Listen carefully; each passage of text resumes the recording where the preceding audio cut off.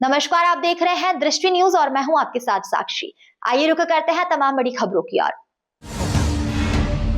विदिशा के girls college में चल रहे वार्षिक उत्सव के दौरान उस वक्त हंगामा मच गया जब कॉलेज के प्रिंसिपल ने छात्राओं को उमरान जाव मैं आवारा हूं और मुगले आजम जैसी फिल्म देखने के लिए प्रोत्साहित कर दिया।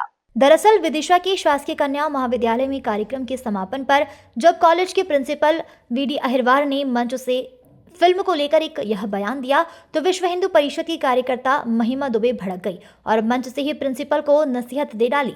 विश्व हिंदू परिषद की कार्यकर्ता जब मंच से चिल्लाई तो मंच पर खड़े प्रिंसिपल, शिक्षक और मुख्य अतिथि दाएं बाएं झांकने लगे।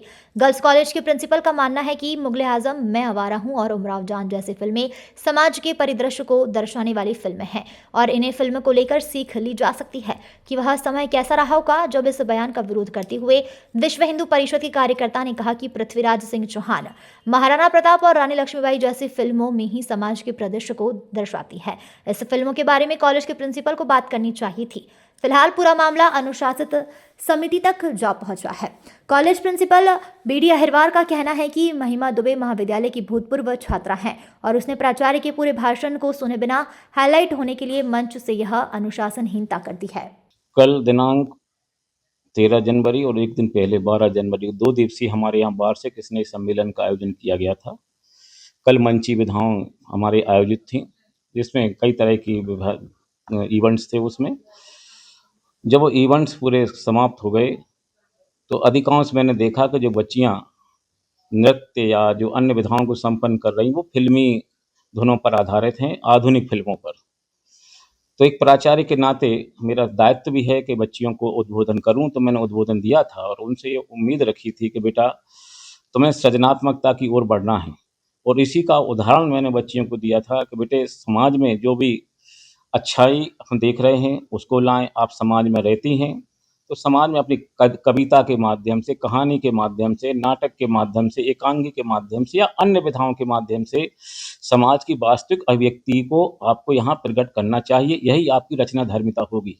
इसी का उदाहरण देते हुए मैंने कहा था कि देखिए हमारे अपने दौर में जो पिक्चर बनाई गई थी वो पिक्चर समाज की उत्पीड़न, समाज की कष्ट, समाज की पीड़ाओं को प्रकट करती थी। और उसी में एग्जाम्पल दिया था कि जैसे राज कपूर की फिल्म थी जागते रहो, बूट पॉलिश, आवारा हूँ, श्री 420, उसी तरह से 2 बीघा जमीन जो समाज की व्यवस्था को प्रकट करती थी, मेरे दौर की थी। उसी तरह से जैसे उमराव जान पिक्चर बनी थी, पाकीजा बनी थी या मुगले आजम बनी थी, तो वो भी उस समाज की व्यथा को प्रकट करती थी। तो बच्चों, चूँकि आप समाज में रहते हैं तो साहित्य समाज का दर्पण होता है। मैंने ये कहा तो जो समाज में आप रहते हैं उस समाज के बीच में जाएं और समाज के अच्छाइयों को, समाज की सभ्यता, वहाँ की संस्कृति, वहाँ के दुखों को, वहाँ की तकलीफ़ों को, कष्टों को अपने कविता के रूप में, अपनी कहानी के रूप में, नाटक के रूप में सृजित करें और व्यक्त करें। अब इसको लेकर के एक बच्ची है महिमा दुबे जिसका नाम है, जो कि हमारे यहाँ की भूतपूर्व छात्रा है और एबीपी की छात्रा वो अपने आप कहती है। अचानक वो मंच पर आ गई और उसने माइक ले लिया और बोले नहीं प्राचार्य जी ऐसा ऐसा बोल रहे हैं, एक धर्म का प्रोपोगेट कर रहे हैं, जबकि ऐसा मेरा कोई इरादा नहीं है। मैं किसी धर्म को उत्साहित करना, निरुत्साहित करना प्राचार्य कर्तव्य नहीं होता। ना ये शासकीय महाविद्यालय है, राजकीय महाविद्यालय के नाते यहाँ किसी धर्म को ना तो प्रमोट किया जा सकता है, ना किसी धर्म की निंदा की जा सकती, और ऐसा कहीं मेरा कोई इरादा नहीं रहा। और ये अनुशासनहीनता के दायरे में आता है। निश्चित रूप से छात्रा ने जो कृत्य किया है वो भूतपूर्व छात्रा भी नहीं है, जहाँ तक मुझे ज्ञात है उसने कृत्य किया है, यह अनुशासनहीनता के दायरे में है। प्राचार्य के पूरे भाषण को समझे बगैर उसने अपने आप को हाईलाइट होने के लिए मंच पे आकर अनुशासनहीनता की है। और महाविद्यालय की जो अनुशासन समिति है वो इस प्रकरण की जांच कर रही है। छात्रा की भी, मेरे भाषण की भी पूरे तह तक पहुंचेगी और उसकी जांच से निष्कर्ष जो भी आएगा उसको अवगत कराया जाएगा। कल वार्षिक उत्सव में कुछ प्रतियोगिताएं थी गर्ल्स कॉलेज में, तो उन प्रतियोगिताओं के बाद प्रिंसिपल महोदय का उद्बोधन हुआ।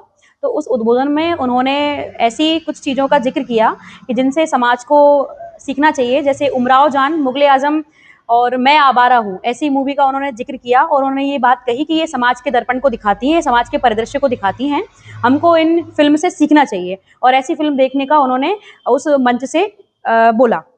तो मैं ये प्रिंसिपल महोदय को ये बताना चाहती हूँ कि वो किस उमराव जान के से सीख लेने की हमसे बात कर रहे हैं, किस मुगल आजम से हमसे सीख लेने की बात कर रहे हैं। उस मुगल आजम से जिन्होंने हमारे धर्म पर वार किए, हमारी सनातन संस्कृति को नष्ट किया, हमारे भारत पर कईयों बार आक्रमण किए और हमारी भारत की संस्कृति को नष्ट करने का प्रयास किया, कि उस हमको पृथ्वीराज सिंह चौहान की हमको मूवी से हमको सीख लेनी चाहिए, जिन्होंने अपने राष्ट्र के लिए, अपने देश के लिए प्राण न्यौछावर कर दिए। कि हमको उस उमराव जान से सीख लेनी चाहिए जो एक तवायफ थी, या हमको उनसे सीख लेनी चाहिए जिन्होंने रानी लक्ष्मीबाई, जिन्होंने अपने स्वाधीनता के लिए, अपने देश के लिए अपने प्राण तक न्यौछावर कर दिए, परंतु अपने शरीर का एक कतरा भी किसी को छूने नहीं दिया।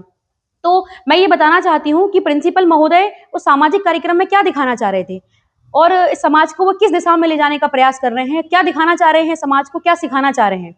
और जिन महापुरुषों की उनको बात करनी चाहिए थी, जिन फिल्मों की उनको बात करनी चाहिए थी, क्या वो फिल्मी कार्यक्रम था उन्होंने फिल्मों का बखान करना शुरू कर दिया, या उनको हमारे ऐसे पुरुषों की या ऐसे महापुरुषों की बात करनी चाहिए थी जिन्होंने वास्तविकता में राष्ट्र के लिए योगदान दिया है। तो वहाँ उस प्रकार की ऐसी कोई चर्चा नहीं हुई कि हमारे जो महापुरुष थे उनके विषय में कोई चर्चा की गई हो, या उनके बारे में ये बताया गया हो कि उन्होंने हमारे जो है वो राष्ट्र के लिए योगदान दिया और हमारे राष्ट्र को जो है वो जीवित रखने के लिए, हमारी सनातन संस्कृति को मतलब जीवित रखने के लिए उन्होंने अपने प्राण न्यौछावर किए थे।